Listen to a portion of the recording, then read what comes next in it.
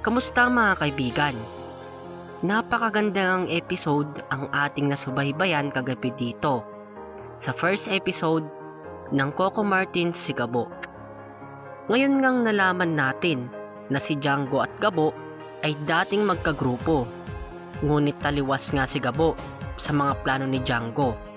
Kaya ito umalis sa grupo nila at pinaghirapan ni Gabo ang kanyang hindi naman ginawang kasalanan sa kulungan. Ngunit sa paglaya nga ni Gabo ay pinangako niyang gaganti siya kay Django at pipilitin niyang magbago.